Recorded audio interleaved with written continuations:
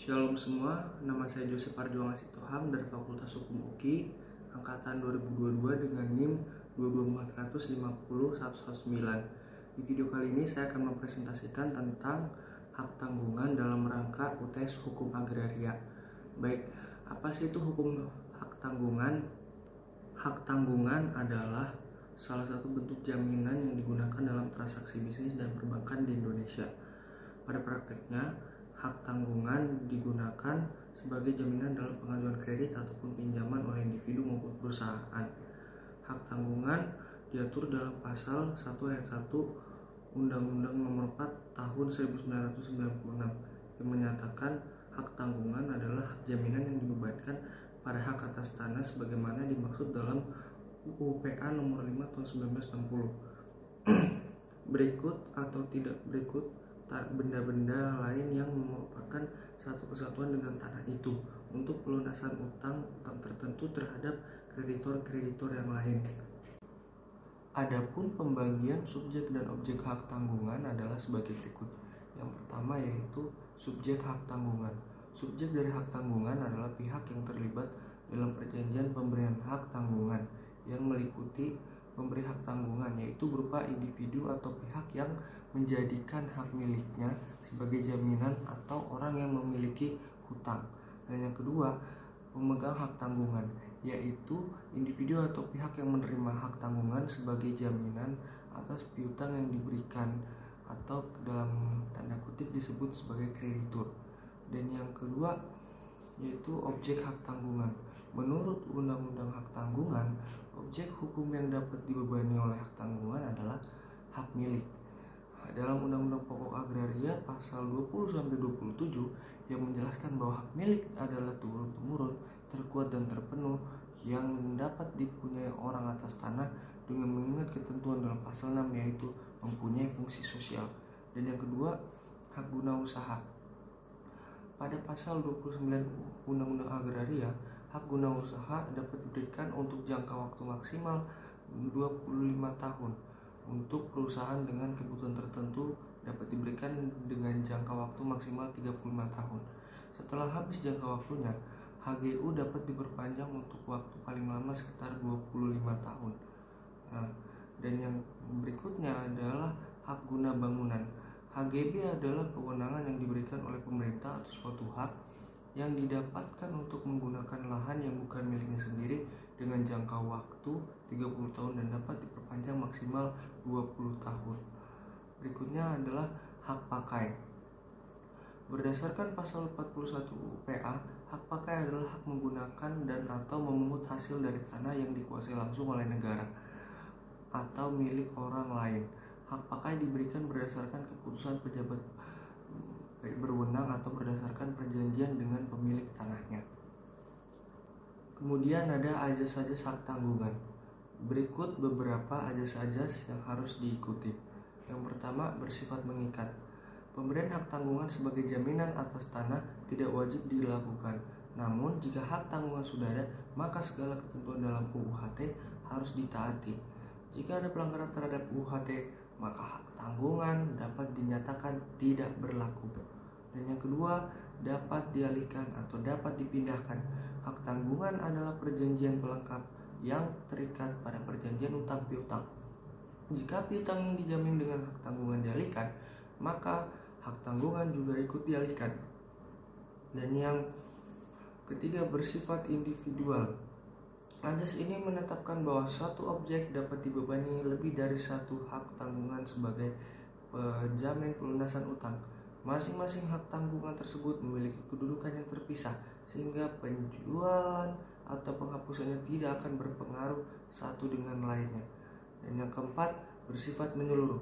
Hak tanggungan diberikan secara keseluruhan, yaitu segala sesuatu yang melekat pada tanah dan dijamin menjadi satu kesatuan dengan tanah tersebut. Dan yang kelima, tidak dapat dipisahkan. Pemberian hak tanggungan akan diberikan pada tanah tertentu beserta segala sesuatu yang melekat padanya. Dan yang keenam, berjenjang atau memiliki prioritas. Pada satu tanah dapat diberikan beberapa hak tanggungan dan prioritas. Hak tanggungan ditentukan berdasarkan waktu pendaftarannya. Jika pendaftaran dilakukan secara bersamaan, maka prioritas hak tanggungan ditentukan berdasarkan saat perjanjian utang piutang yang dibuat. Yang ketujuh, publisitas atau harus diumumkan. Pendaftaran yang dilakukan adalah pemenuhan syarat publikasi sebagaimana dalam hukum kebendaan. Ayat yang ke-8 yaitu mengikuti bendanya. Jika barang yang dijamin dengan hak tanggungan beralih ke pemilikan, maka pemilik dengan hak tanggungannya berhak untuk menuntutnya kembali dengan atau tanpa kompensasi. Yang ke-9 bersifat mendahului. Hak tanggungan memberikan kedudukan yang istimewa pada kreditornya. Kreditor dengan hak tanggungan memiliki kedudukan yang lebih tinggi dalam mendapatkan pelunasan utang daripada kreditur lainnya. Hak tanggungan hanya berlaku terhadap pelunasan utang dengan cara menjual tanah yang dijamin dengan hak tanggungan dan menggunakan hasil penjualan untuk membayar utang. Dan ajas yang ke-10 sekaligus yang terakhir yaitu bersifat terbatas. Hak tanggungan hanya merupakan pelengkap dari perjanjian utang piutang dan bersifat sebagai jaminan atas tanah. Kemudian ada contoh hak tanggungan. Contoh hak tanggungan adalah ketika seseorang memberikan jaminan atas tanahnya sebagai bentuk anggunan atau jaminan atas suatu utang piutang. Seperti contoh, si A ingin meminjam uang dari bank, maka bank dapat meminta jaminan berupa hak tanggungan atas tanah yang dimiliki oleh si A sebagai peminjam. Sebagai jaminan, bank dapat mengajukan permohonan pendaftaran hak tanggungan atas tanah peminjam ke kantor pertanahan setempat.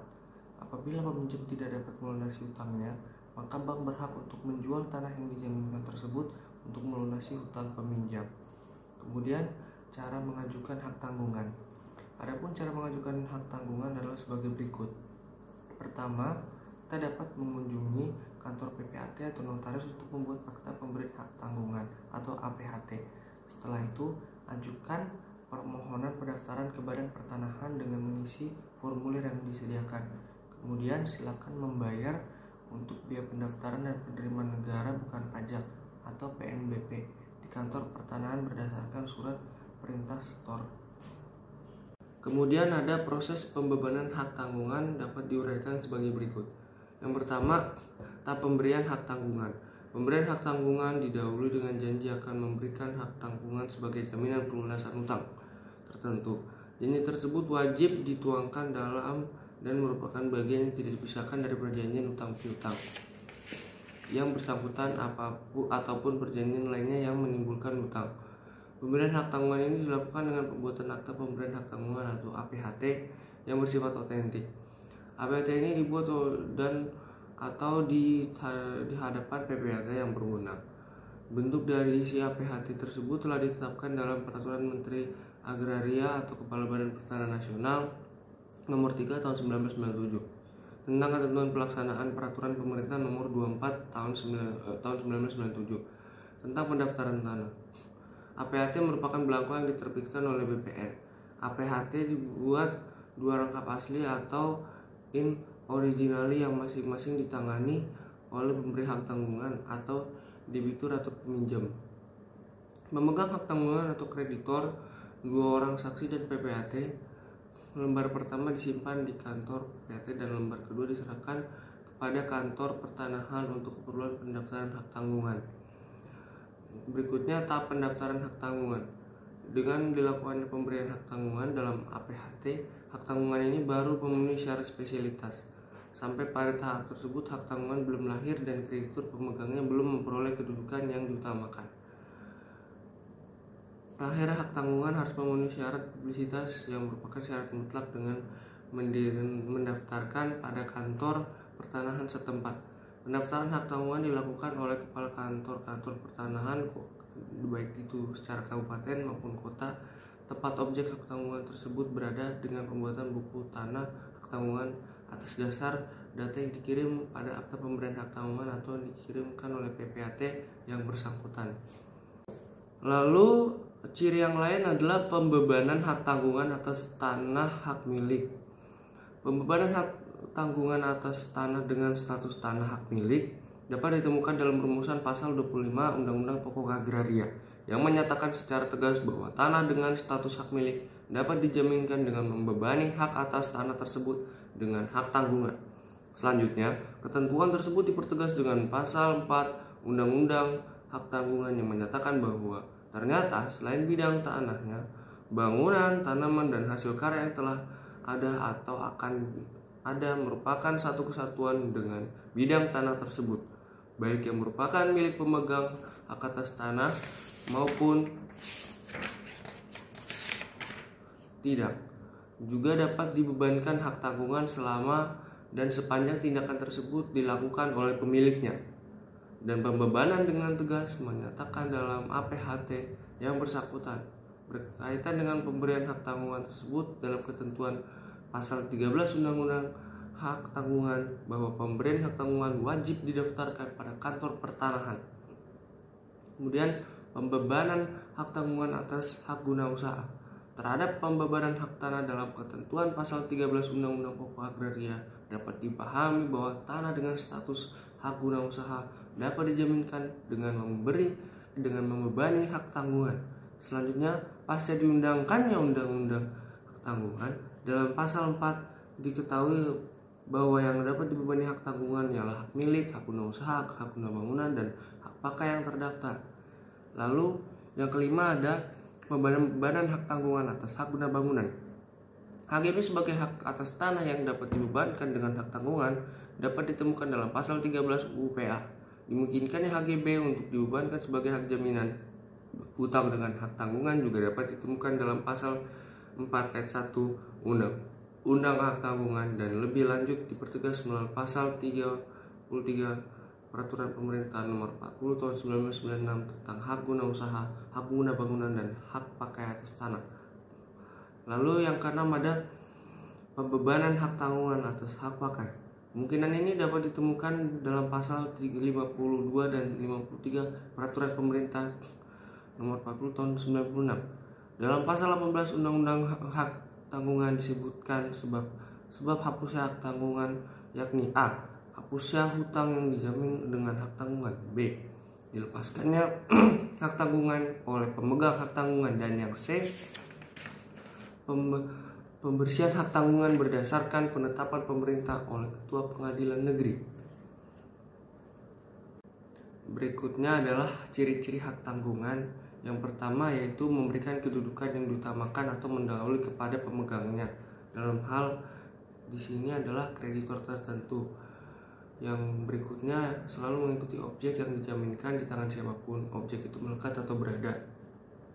Ketentuan ini dinyatakan bahwa hak tanggungan tersebut tetap mengikuti objeknya dalam tangan siapapun objek tersebut berada, sehingga hak tanggungan tidak akan berakhir sekalipun objek hak tanggungan itu beralih ke pihak lain oleh sebab apapun juga.